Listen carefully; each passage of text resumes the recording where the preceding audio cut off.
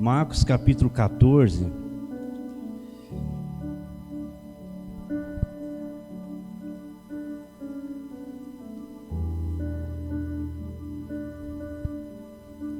Marcos 14. Os evangelhos do Novo Testamento aí, Mateus, Marcos, Marcos capítulo 14, tá? A partir do versículo 3, é um texto bem conhecido. Marcos 14, a partir do versículo 3, diz assim: Estando Jesus em Betânia, reclinado à mesa na casa de um homem conhecido como Simão, o leproso, aproximou-se dele certa mulher com um frasco de alabastro, contendo um perfume muito caro, feito de nardo puro. Ela quebrou o frasco e derramou o perfume sobre a cabeça de Jesus. Alguns dos presentes começaram a dizer uns aos outros, indignados: por que esse desperdício de perfume?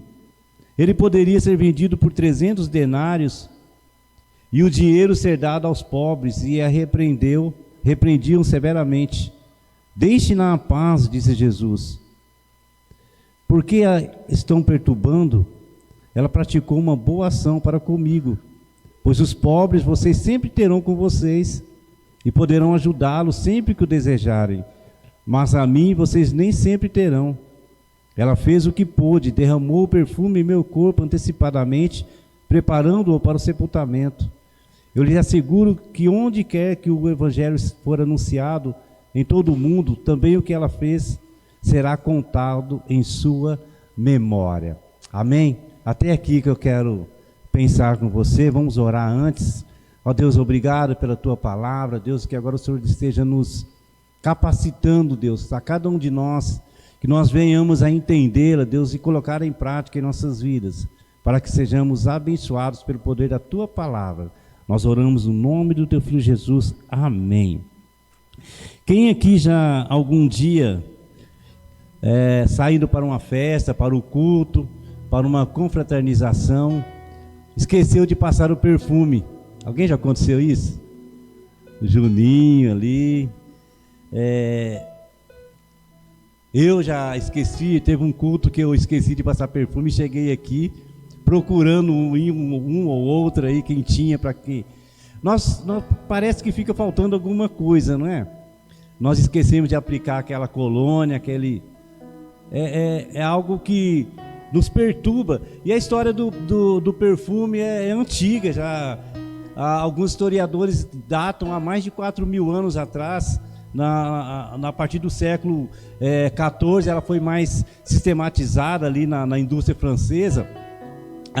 O fato é que o perfume ele é muito popular entre todas as pessoas. Eu acho que hoje quase ninguém fica sem perfume, os normais, vamos dizer assim. É algo que faz parte da nossa vida, né? Do nosso vestiário, nosso ser, do nosso estar. Isso faz parte de todos nós.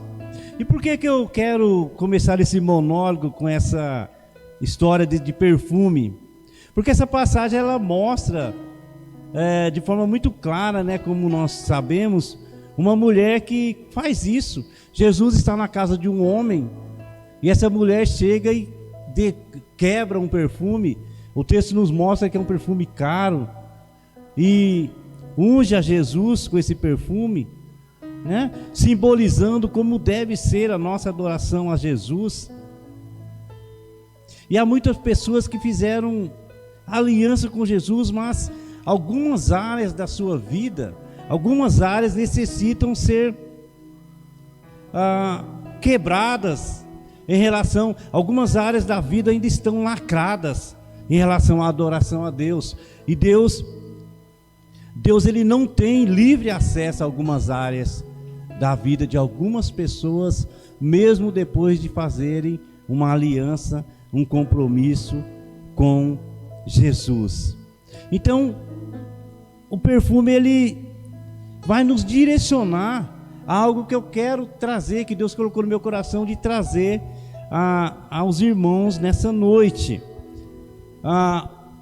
E o tema que eu para nós meditarmos nessa noite, que Deus colocou no meu coração: qual lugar o Senhor ocupa na sua vida? Que lugar Deus ocupa na sua vida, no seu ser? Ele ocupa um lugar, Ele é o centro. Nós cantamos sempre, né, vários louvores, que Deus ele deve ser o centro da nossa adoração. Jesus ele deve ser a nossa única, verdadeira adoração. Isso nós cantamos, mas será que na verdade, na realidade, nós estamos vivendo isso? Será que Jesus ele é o centro mesmo da minha vida? Será que eu não estou precisando melhorar algo em relação a Deus? Será que Deus ele tem livre acesso a todas as áreas da minha vida, da sua vida? Algumas atitudes que nós temos, que nós evidenciamos em nossa vida, revela que talvez falta alguma área da nossa vida a ser totalmente entregue ao Senhor. Talvez na área moral, algumas atitudes cotidianas que nós demonstramos mostram que Jesus não tem acesso em alguma área moral da nossa vida. Nós somos um país cristão e nós percebemos a falta de ética e moral da nossa nação, porque falta Jesus ocupar. Mesmo o Brasil se dizendo um país cristão, o fato que os fatos mostram que Jesus ele não ocupa o primeiro lugar na vida do Brasil. Isso é um fato. Então a ética, a moral, ela revela isso. Decisões que são pautadas, o cristão, eu já disse alguns dias atrás, as nossas decisões elas devem ser pautadas pela palavra de Deus, pela Bíblia. A Bíblia é o nosso manual de vida. Todas as nossas decisões, elas devem obrigatoriamente serem pautadas pela palavra de Deus. Se não for assim, falta alguma coisa na nossa vida. É importante nós corrigirmos. A vida financeira, então, nem se fala, né? Deus, ele tem uma dificuldade muito grande em ter acesso à nossa vida financeira. Nós, aqui nessa área, Deus, ele não tem espaço, né? Ela é lacrada em relação a Deus. Ou na última hipótese, Deus ele tem um acesso muito pequeno na nossa vida financeira. E o desejo de Deus é que Ele seja dono, que Ele tenha acesso a todas as áreas da nossa vida, por completo, inclusive na vida financeira.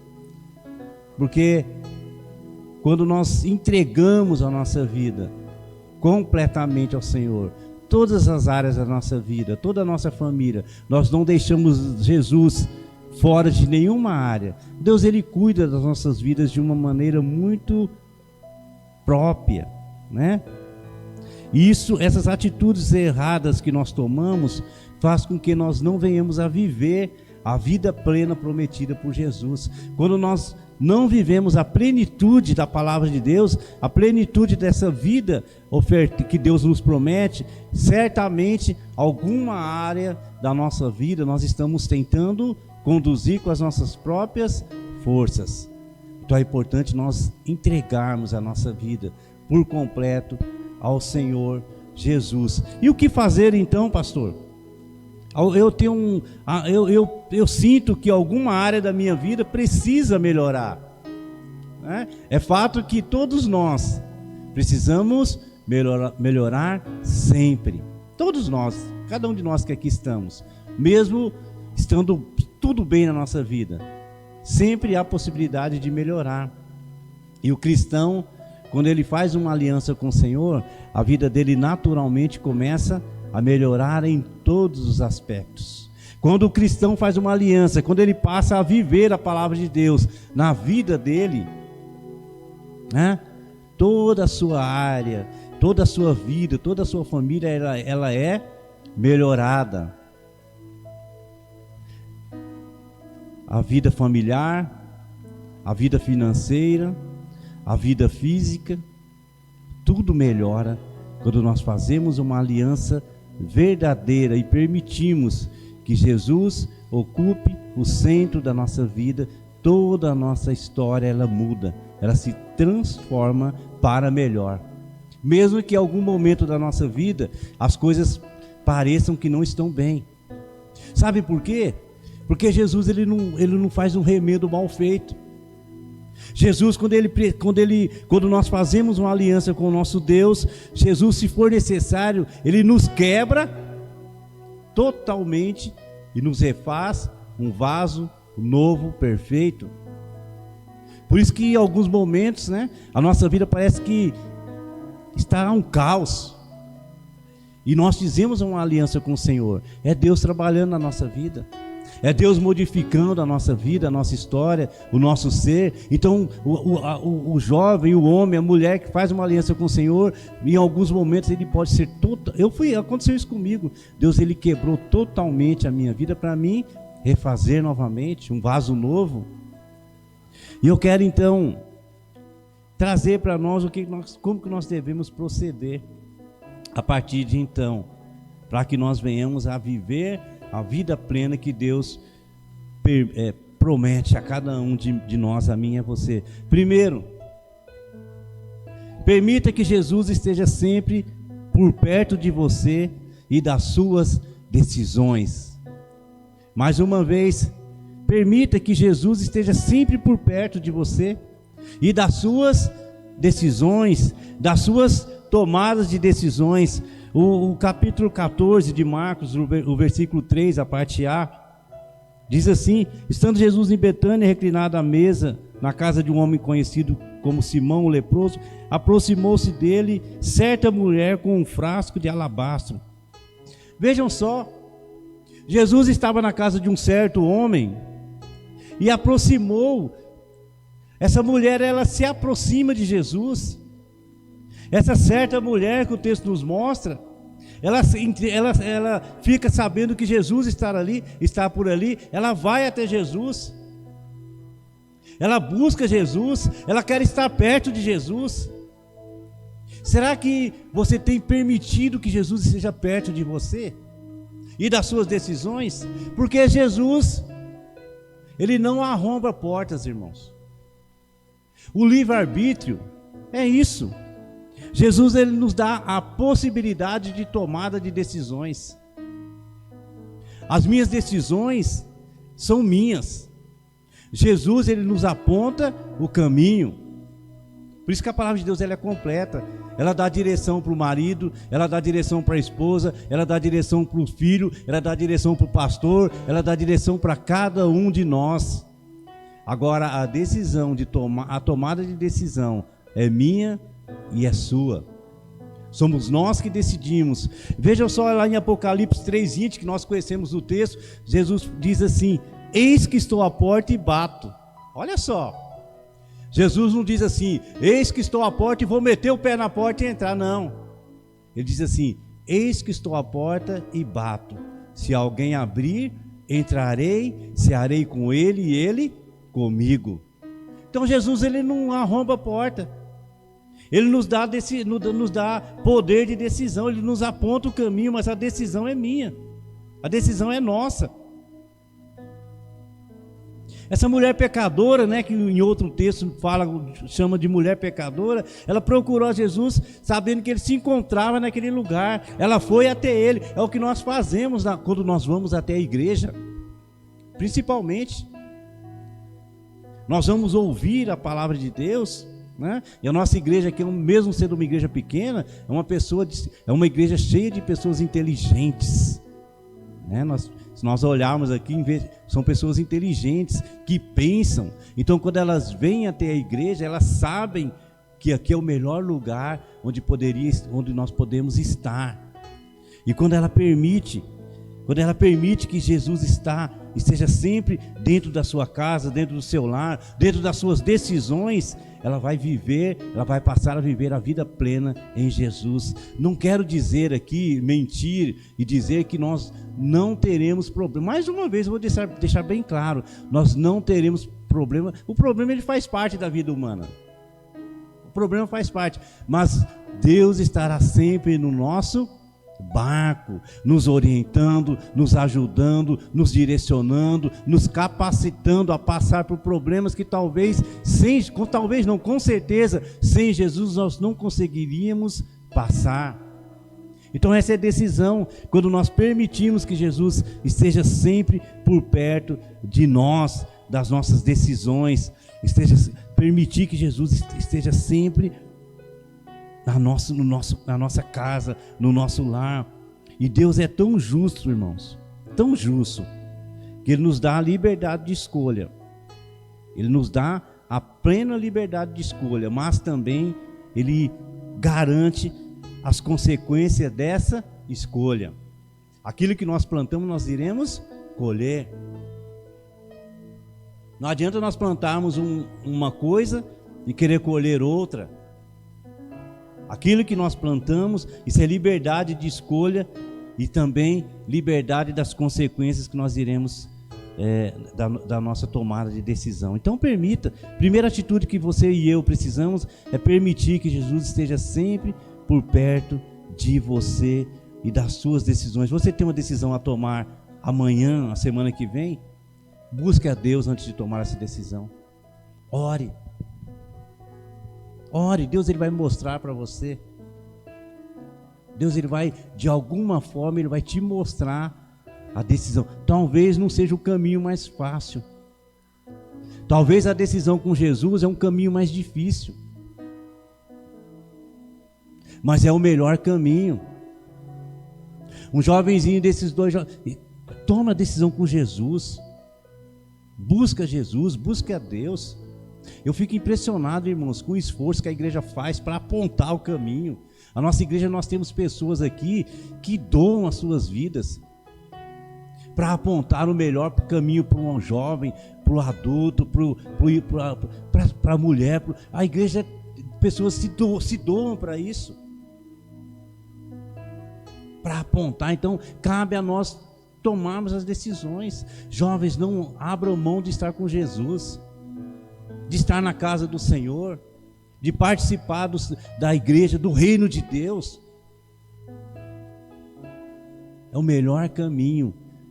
Jovens, decidam por Jesus, é o melhor caminho. Lá na frente você verá, mesmo se a vida passar alguns problemas aí, vai ser sempre o melhor essa tomada de decisão. Segundo, dê o seu melhor para Deus, nada menos do que isso. Nossa, eu tenho falado tanto isso. Dê o seu melhor.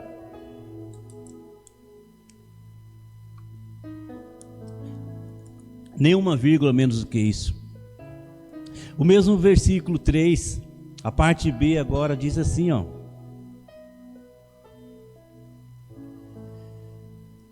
aproximou-se dele uma certa mulher com frasco de alabastro contendo um perfume muito caro. Vejam só, a mulher aproximou-se, agora a parte B diz assim: aproximou-se com um frasco de alabastro contendo um perfume muito caro, feito de nardo puro. O que isso significa?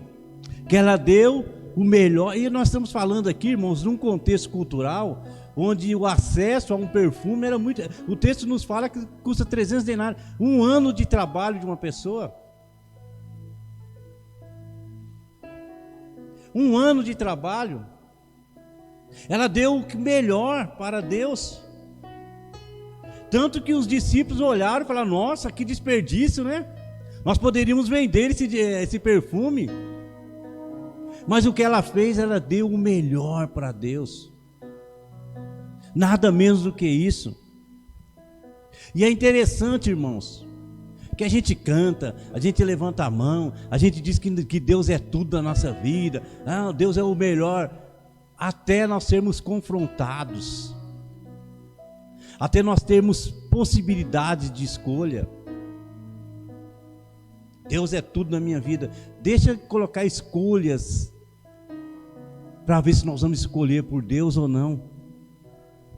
Quando nós somos confrontados, revela-se em nós aquilo que nós possuímos internamente. Quando nós somos confrontados, irmãos, de alguma forma, vai revelar o que nós temos dentro de nós, o que nós possuímos internamente. E nesses momentos nós damos aquilo que o nosso ser consciente domina. Por isso que muitas pessoas não conseguem dar o seu melhor para Deus.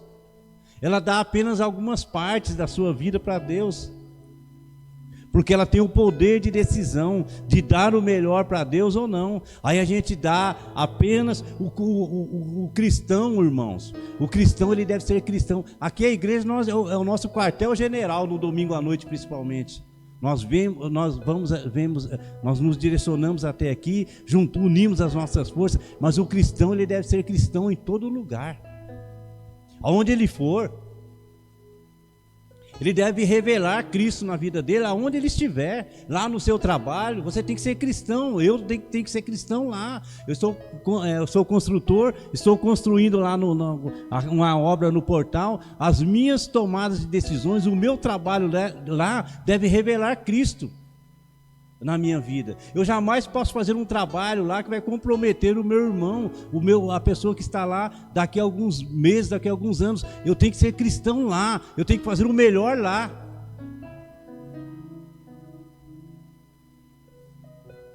Isso é ser cristão, é dar o nosso melhor para Deus, nada menos do que isso. E quando somos confrontados, nós temos que ser o melhor. Por isso que alguns, quando são confrontados, ela deixa de dar o melhor para Deus. Ela vai se retrair, porque o ser pensante, como ser pensante, vou optar pelas obras da carne. Por isso que é importante nós nos enchermos da presença de Deus, porque aí a partir de então nós vamos revelar mais em nós as obras do Espírito. Isso vai revelar, isso vai fazer toda a diferença na minha vida. Quando nós erramos e pecamos, o correto a fazer, de acordo com a palavra de Deus, é pedir perdão a Deus e ao irmão ofendido. Isso é uma atitude cristã. Errei, Davi fazia isso. Errei, pequei contra ti, contra o Senhor, contra os céus e contra ti. É isso que deve fazer. É dar o melhor para Deus. Aí nós agimos o contrário, né? Ficamos carregando a raiva e a ira por tempos e tempos. Nós erramos, corrigimos já de imediato. Quando nós decidimos cultuar a Deus, o nosso tempo de culto, ele é contado na ampulheta, né? Aquele negócio que eu ganhei da Vitória de presente lá, que você põe a areia dentro, né? Aí a hora que a areia acaba, cessou ali. Não, quando nós decidimos cultuar a Deus, a hora que nós decidimos cultuar a Deus, isso deve ser uma entrega total. Desde o momento que nós começamos a nos preparar ali para arrumar, tomar o nosso banho, e até o final do culto, que nós vamos para a nossa casa, que nós entramos no nosso lar, isso é um culto a Deus. Isso é dar o melhor para Deus. Isso é entregar o nosso melhor para Deus. Quando nós ofertamos a Deus, a nossa oferta deve ser o melhor para Deus. Porque Deus, ele não aceita nada menos do que o nosso melhor. O nosso melhor tempo, os nossos melhores recursos. Quando nós fazemos isso, Deus, ele cuida da nossa vida. Aí as pessoas geralmente fazem o contrário. Elas ofertam aquilo que sobram, né? Por isso que Jesus, ele prega na oferta da viúva, né? Que aquela viúva vem e traz uma moedinha e coloca na caixinha de ofertas. E várias pessoas ofertando quantias altíssimas. E Jesus fica olhando e fala: a oferta daquela viúva foi a melhor. Por quê? Porque ela deu de tudo que ela tinha, tudo que ela possuía. E nós, muitas vezes, na área financeira, nós seguramos. Nós não deixamos Deus conduzir a nossa vida. Eu quero dizer um negócio aqui, irmãos, não é para... Os irmãos me conhecem muito bem. Sabem que eu sou uma pessoa bem tranquila, bem simples. E deve ser assim. E eu não gosto muito de falar em recursos, em dinheiro, sabe? O pastor Júnior pega no meu pé direto: pastor, tem que falar mesmo. eu tenho uma dificuldade. Mas é uma área que nós precisamos tomar muito cuidado. Que é uma área que promove tantos males a uma família. A gente está construindo ali, os irmãos sabem que eu estou fazendo ali a obra. É uma obra de 250 metros, a parte da igreja lá. Eu estou ofertando para a igreja, para o reino de Deus, essa obra. Não estou dizendo isso para... É uma oferta que eu faço, é uma alegria muito grande. Quem mexe com construção aí sabe que 250 metros de obra vai ficar aí aproximadamente 150 mil reais. Estou doando. E não tem feito falta para mim. Não faz falta, né? Eu e o meu companheiro aqui, mais que a gente trabalha ali, eu e o Juninho aqui. 150 mil, tranquilo. As outras coisas Deus supre na minha vida, tranquilo, né? Então assim, não tenha medo de ofertar a Deus, de dar o seu melhor para Deus. Não tenha medo. Deus, Ele cuida da nossa vida. Deus, Ele quer dominar todas as áreas da nossa vida. E eu não estou falando de valores, eu estou falando de oferta, de dedicação ao Senhor. Eu não estou falando de quantidade, mas de qualidade de oferta. Isso é que manda. Isso que vai fazer. Aí as pessoas, nós não precisamos, nós cantamos aqui no culto, a música, a letra, são pregações. Eu não vim atrás de bênção, né? Nós cantamos aqui, Jesus não deve nada para mim. Nós não precisamos correr atrás de bênção. Aquilo que nós necessitamos quando nós fazemos uma aliança com o Senhor, quando nós entregamos a nossa vida ao Senhor, Deus ele se preocupa, ele se responsabiliza por tudo aquilo que nós necessitamos. Simples assim. Não nos falta nada. Muito pelo contrário. Deus ele nos dá com abundância. Então não tenha medo, né? Desenvolva essa adoração a Deus financeiramente também.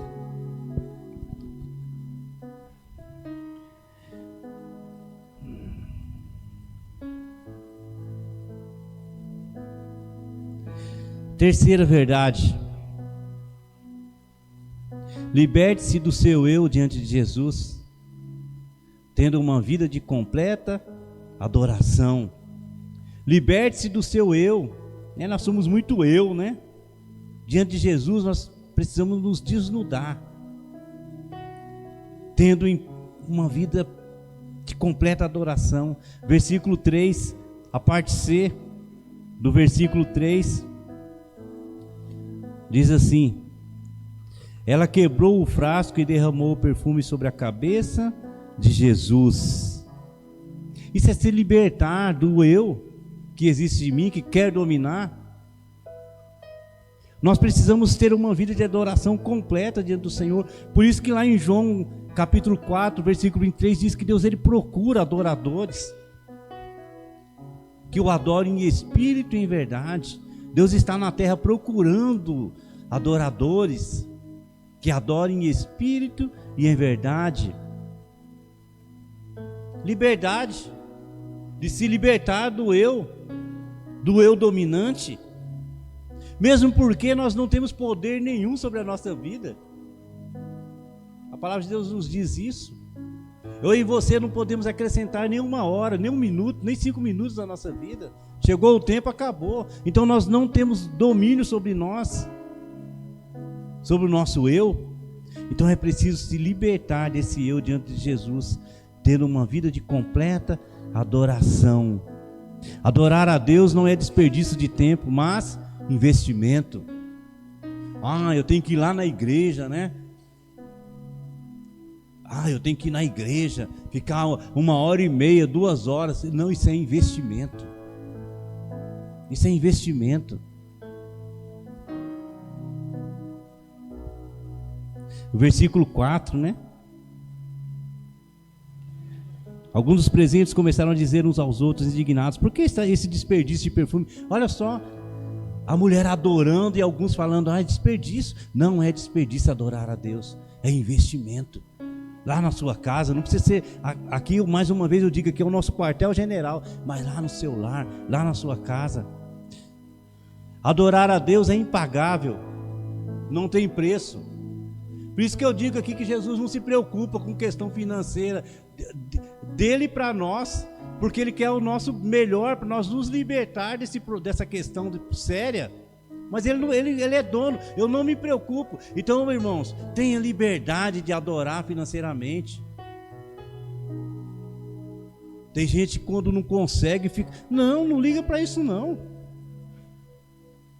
Se algum momento der uma apertada ali, Deus ele não vai ficar carrancudo porque você não trouxe a sua oferta. Deus ele não precisa, ele levanta outras situações. A sua adoração deve ser espontânea. A sua adoração financeira, geral, musical, deve ser espontânea. Não deve ser um peso. Porque Deus a palavra de Deus diz que Ele quer obediência, não sacrifício. Não te preocupe. Tem irmãos dizimistas fiéis, né? Quando vês que não pode, fica, não se preocupe. Deus ele sabe, o pastor sabe, Deus sabe, todo mundo sabe. E Deus ele não se preocupe, seja livre. Adorar a Deus não é desperdício, é impagável. Não tem preço que pague a minha adoração. O versículo 5, ele poderia ser vendido por 300 denários. Olha só, fizeram até o cálculo do perfume. Não se preocupe, é impagável. Deus ele deu o melhor, Ele deu seu Filho por nós. Não é esmola, minha adoração não pode ser esmola para Deus. Versículo 5, a parte B.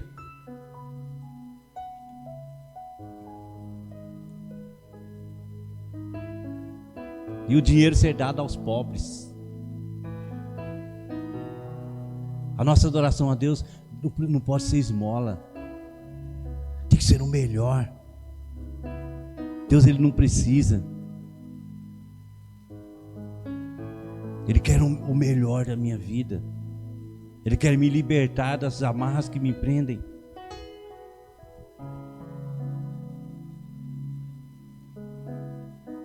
Quando nós permitimos, já estou finalizando aqui. Quando nós permitimos que Jesus ocupe o centro da nossa vida, irmãos, das nossas decisões, todo o nosso ser é transformado.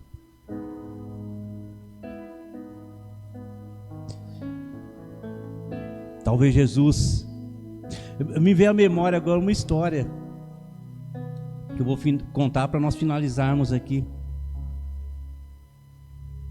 Conta-se que tinha uma família bastante complicada, com bastante problemas financeiros, problemas emocionais, problemas familiares. Tava um caos aquela família. E aquele pai então fica sabendo de um monge ali naquela cidade, naquele local, que sabia de tudo, né? Que orava ali e resolvia. E aí procura aquele monge, aquele homem de Deus. Chega lá, conta, olha, uma coisa em casa está difícil, né? Os filhos não me obedecem, a esposa não me obedece, levou a minha sogra, está morando dentro de casa, e aquele caos, né? O monge falou, tá difícil, até a sogra morando, tá difícil. Aí o que eu faço?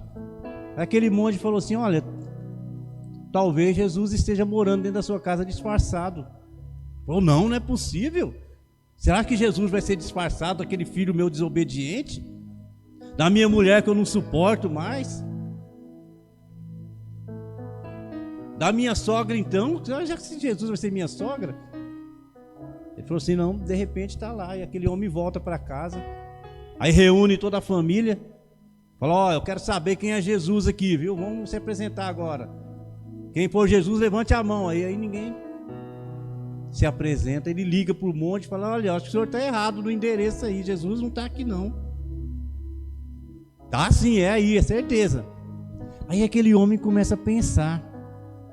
Aquele homem não saía do boteco desgostoso com a casa, ele não tinha prazer de voltar para casa. Ele começa a pensar, será que a minha sogra não é Jesus mesmo?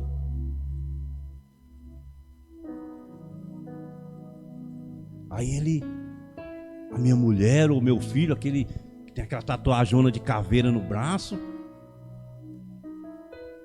Aí ele começa pela sogra, irmãos. Ele começa a tratar melhor a sogra. Ele levanta pela manhã, faz um café bem gostoso, leva até o quarto da sogra, bate na porta. A sogra, quem é? Ele, sou eu, vim trazer um cafezinho aqui. A sogra abre a porta, café para mim, ela é desconfiada, né? Toma aí um pouquinho antes aí. Ele toma. Aquela sogra toma o café e ele começa a tratar melhor aquela sogra. Consequentemente, a sogra repete. A sogra começa a tratar melhor o genro. Aí ele vai na mulher, né? Chega nos filhos, o filho, a sua mãe trabalha tanto aqui, a gente maltrata ela, não valoriza, né? Vamos começar a tratar melhor a sua mãe e assim por diante. Cada elemento daquela família começa a tratar um outro melhor. E aí, para surpresa do monge, irmãos, num dia de culto, está lá na fila toda a família sentada ali. Sogra, genro, mulher. E aquele monge todo feliz, porque foi resolvido. Aí aquela família começa a melhorar, né? A sogra aposentada já começa a ajudar na aposentadoria ali. O filho começa a não gastar tanto com coisas erradas. E aquela família melhora totalmente. Talvez Jesus esteja disfarçado na casa de algumas pessoas. E essas pessoas precisam se tratar melhor umas às outras para descobrir Jesus ali. Então essa é a essência da vida. Dê o seu melhor para Jesus. Será que Jesus está com você nas suas decisões? Você tem ofertado o melhor para Deus?